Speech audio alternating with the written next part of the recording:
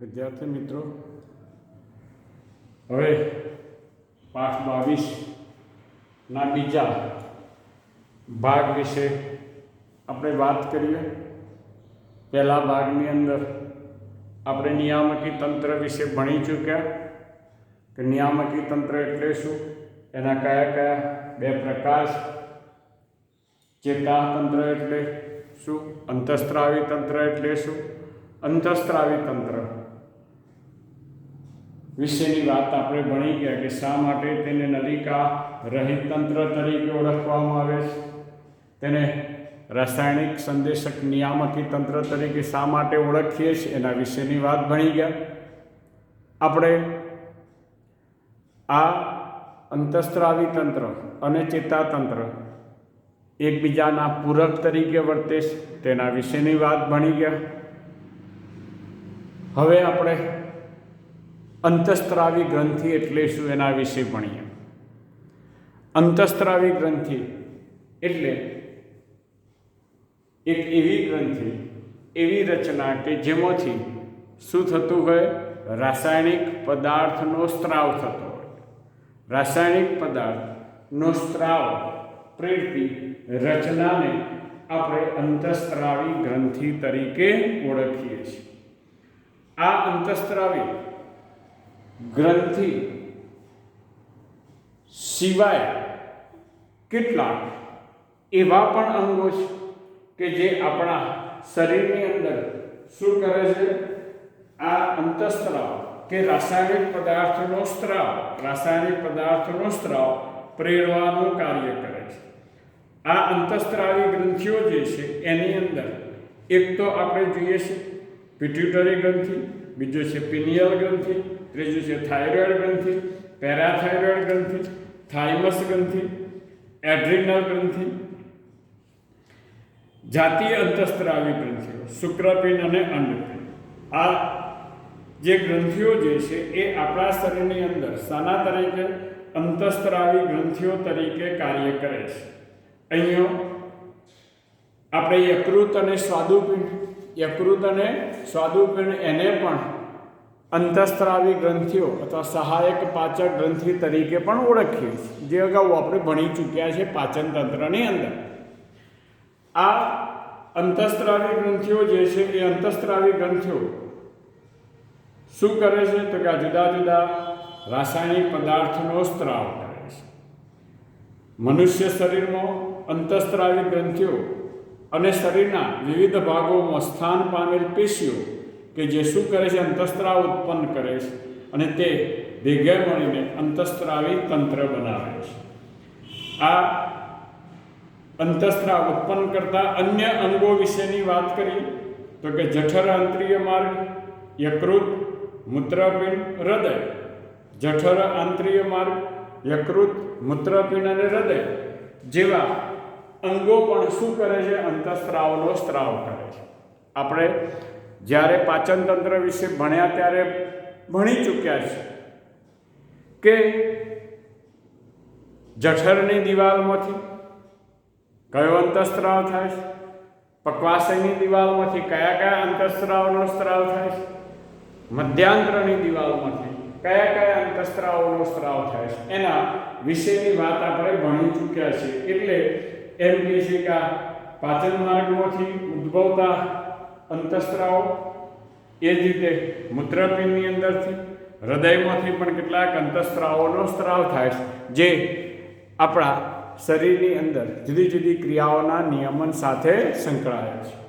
આપણે આ અંતઃસ્ત્રાવી ગ્રંથિઓના માનવ શરીરમાં સ્થાન જોઈએ. આપણને ચોપડીવાળાએ એક માનવ શરીરની આકૃતિ દોરી છે અને અંદર જુદી જુદી અંતઃસ્ત્રાવી ગ્રંથિઓ દર્શાવેલ છે. પરંતુ આ આકૃતિ ઉપરથી આપણે એનું સ્થાન નક્કી કરવાનું છે. આપણે એ આકૃતિ દોરવાની નથી.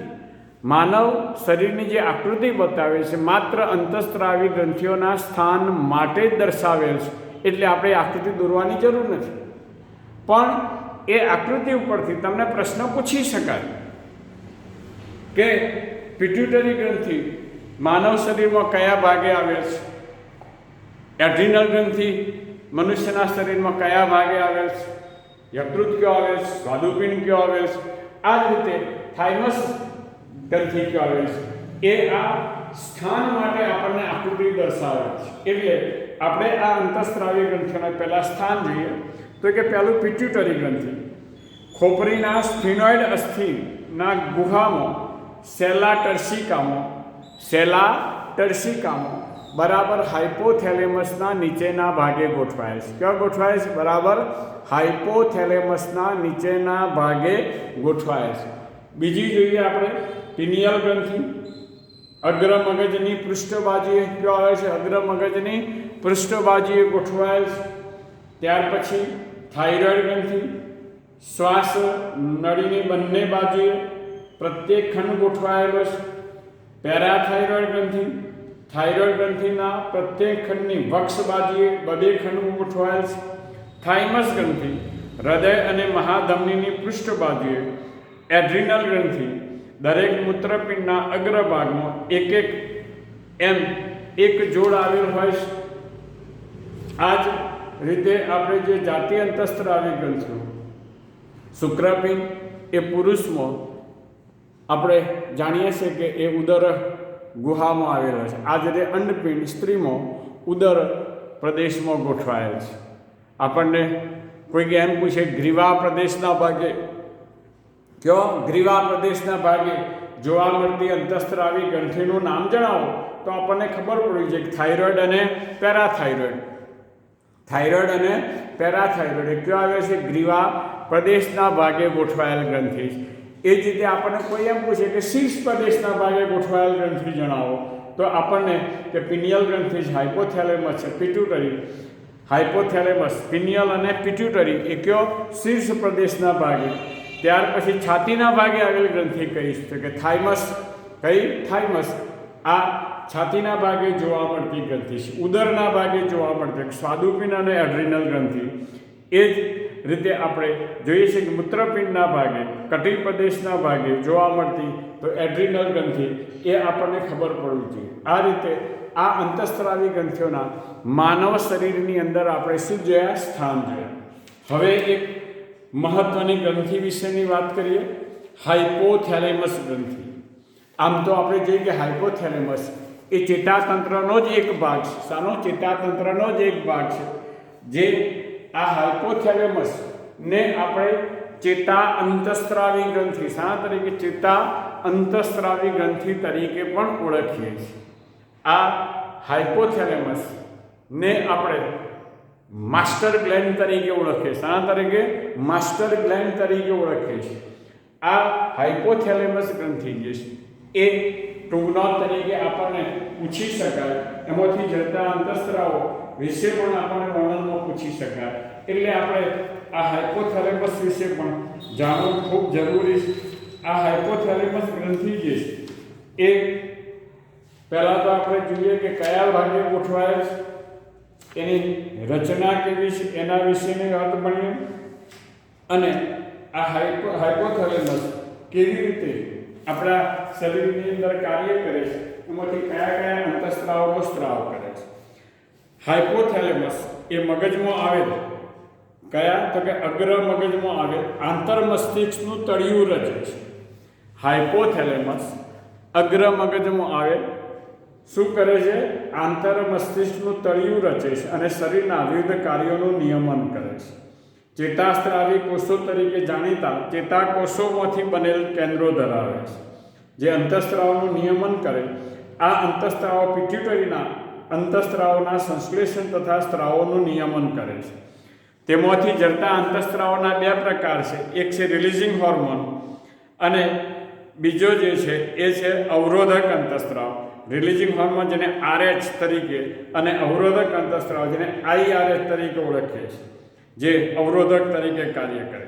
હાઇપોથેલેમિક અંતઃસ્ત્રાવ કે જેને ગોનેડોટ્રોપિક રિલીઝિંગ હોર્મોન અંતઃસ્ત્રાવ GnRH કહે છે, જે પિટ્યુટરીના સંશ્લેષણને ઉત્તેજિત કરી ગોનેડોટ્રોપિનને મુક્ત કરે છે. બીજું બાજુ હાઇપોથેલેમસમાંનો સોમેસ્ટોસ્ટેટિન એ પિટ્યુટરીમાંના વૃદ્ધિ અંતઃસ્ત્રાવને મુક્ત થતો અટકાવે છે. આ અંતઃસ્ત્રાવ હાઇપોથેલેમિક ચેતાકોષોમાં સર્જાય છે અને ચેતાક્ષમાંથી પસાર થઈ ચેતાના અંતિમ છેડે મુક્ત થાય છે.